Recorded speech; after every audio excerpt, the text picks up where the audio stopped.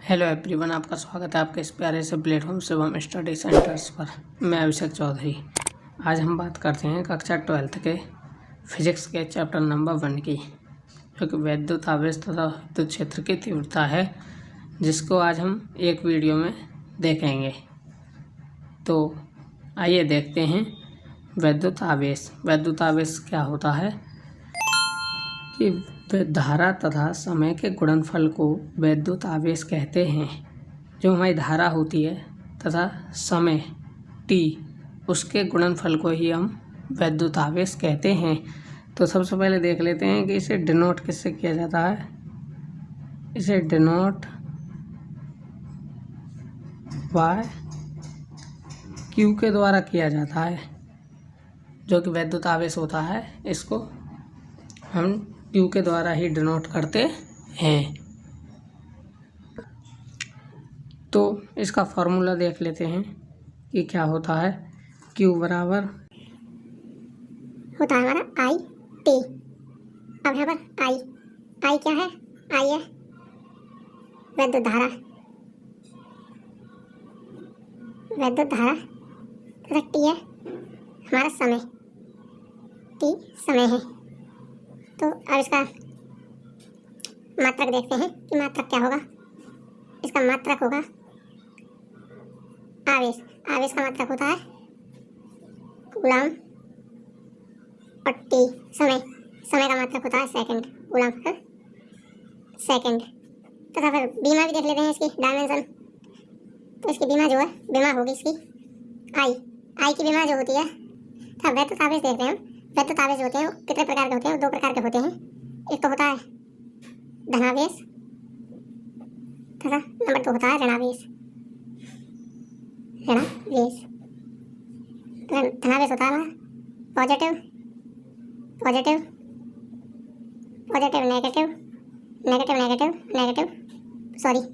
और पॉजिटिव। ये हमारे आवेश होते हैं।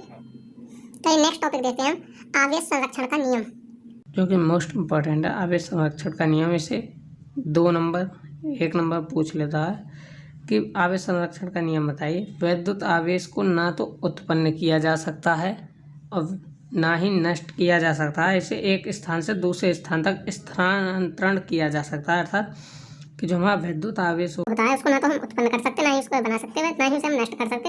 उसे एक स्थान से दूसरे स्थान तक स्थानांतरण कर सकते हैं। वो कैसे? ऐसे कर सकते हैं, देखो ये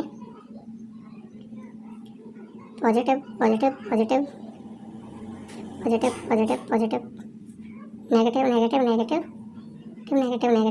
तो ये से यहाँ इसी प्रकार स्थानांतरण किया जा सकता है।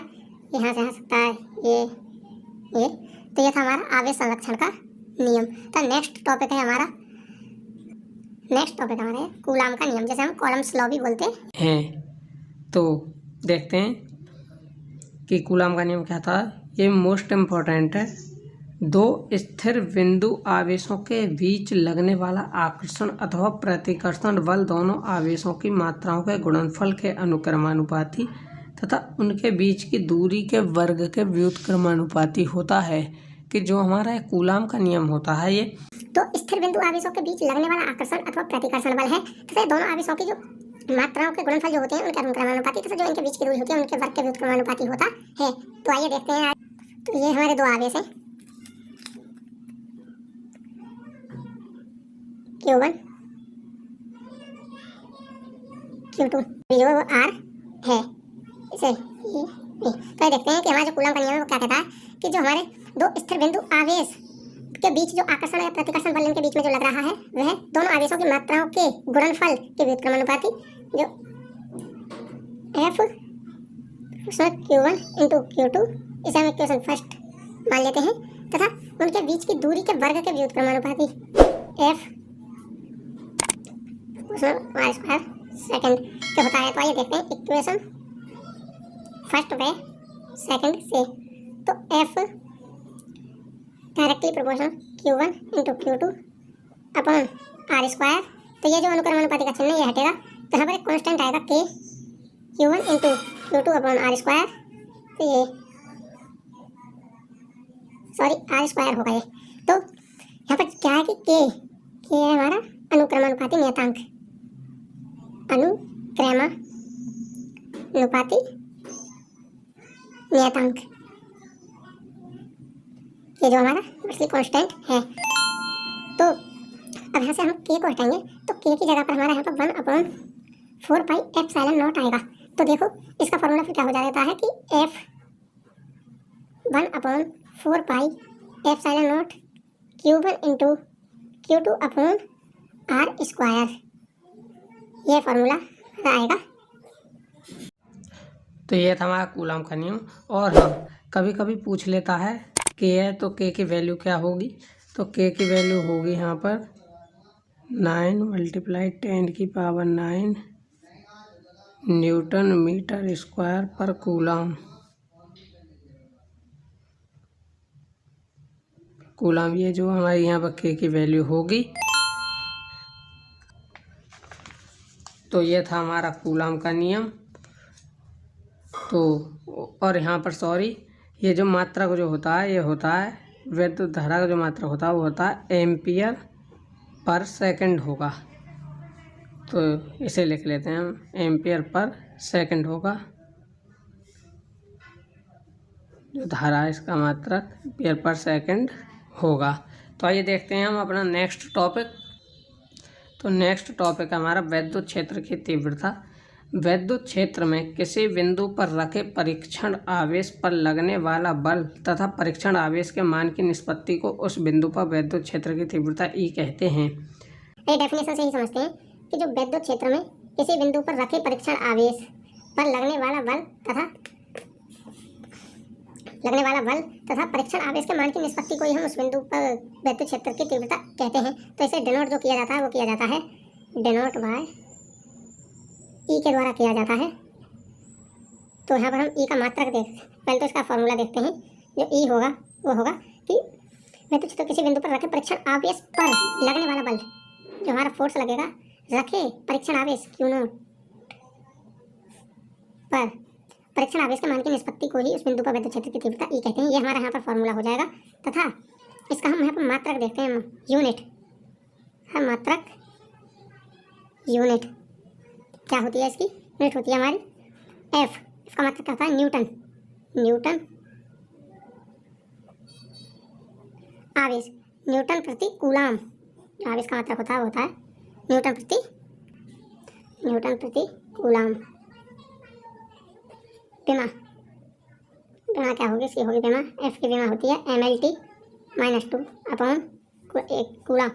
आवेश जो है उसकी होगी AT।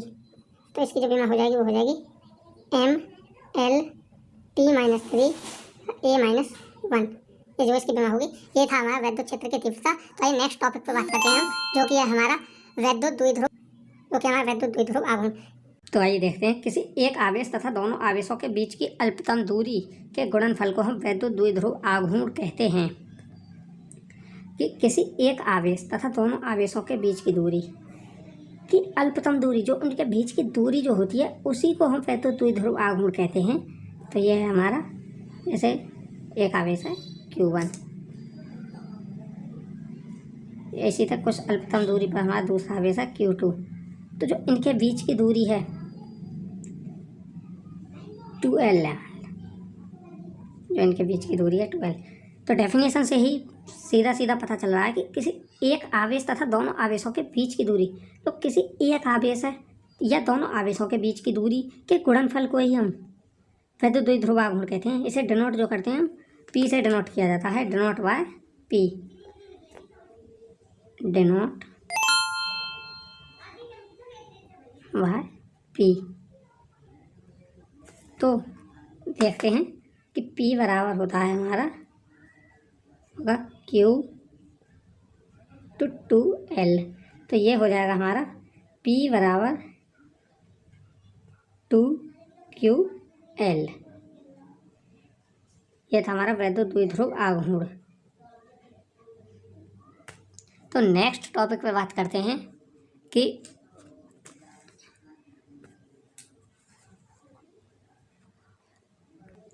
नेक्स्ट टॉपिक हमारा विद्युत फ्लक्स। विद्युत फ्लक्स क्या होता है? मोस्ट इम्पॉर्टेंट एग्जाम के मुताबिक पूछा जाता है 3 नंबर या 5 नंबर में। तो यह वैद्युत क्षेत्र में स्थित किसी काल्पनिक पृष्ठ पर वैद्युत फ्लक्स उस पृष्ठ से होकर गुजरने वाली वैद्युत बल रेखाओं की संख्याओं की माप है। जो हमारा वैद्युत क्षेत्र में स्थित किसी काल्पनिक पृष्ठ पर वैद्युत फ्लक्स उस पृष्ठ से होकर गुजरने वाली वैद्युत बल रेखाओं की संख्याओं की एक माप है। तो आइए समझ लेते हैं, इसे फिगर से समझ लेते हैं।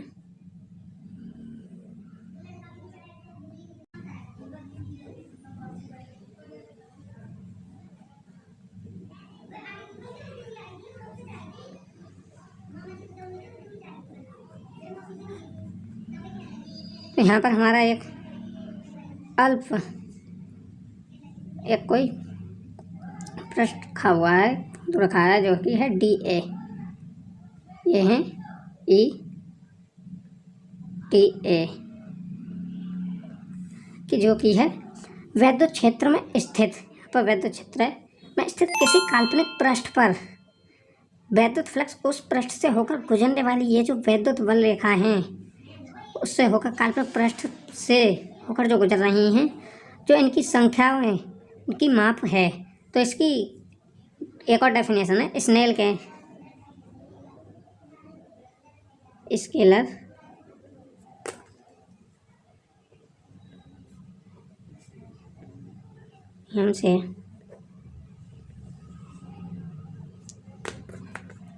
हमसे जो होगी वो होगी कि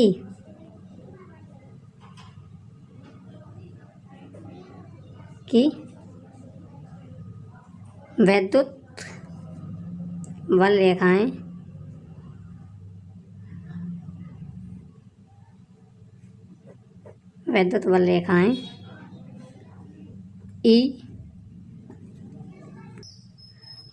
रेखाएं ई तथा जो हमारा एक काल्पनिक पृष्ठ है जो कि ये है, तथा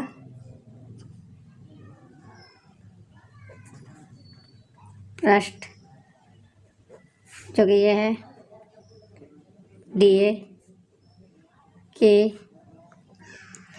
गुणनफल को ही वैद्युत फ्लक्स कहते हैं।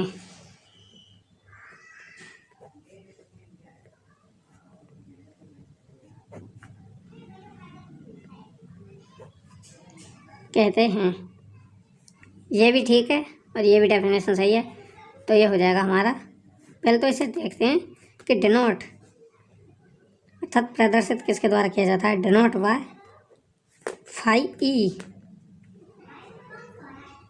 इसके द्वारा ये डिनोट किया जाता है। तो फाई ई इजकल टू हो जाएगा हमारा EDA।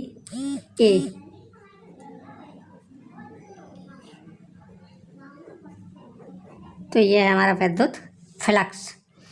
तो आइए देखते हैं नेक्स्ट इम्पॉर्टेंट है, नेक्स्ट टॉपिक जो है वह बहुत ही मोस्ट इम्पॉर्टेंट है कि गॉस का नियम, जो कि एग्जाम में पूछा जाता है। गॉस का नियम, किसी बंद पृष्ठ से होकर गुजरने वाला वैद्युत फ्लक्स फाई ई उस पृष्ठ द्वारा परिबद्ध कुल आवेश Q का 1/ε0 गुना होता है। देखते हैं वैद्युत फ्लक्स का मात्रक, जो मात्रक होता है वो क्या होता है। जो वैद्युत फ्लक्स का जो मात्रक होता है वो होता है E। ये जो है हमारी E यहाँ पर वैद्युत क्षेत्र की होता, या वैद्युत बल रेखाएं हैं। तो इसका मात्रक होगा हमारा न्यूटन मीटर स्क्वायर प्रति कूलम।